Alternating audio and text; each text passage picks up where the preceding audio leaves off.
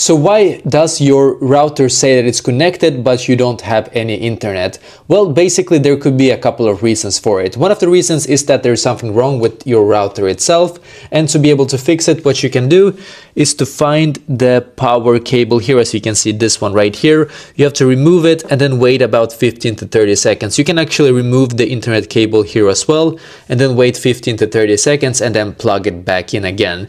What you can also do if that doesn't work is to find the reset button. So for me, the reset button is right here. I don't know if you can see it, it's a bit hard to film, but this is the reset button for me. It should also say reset right here, by the way.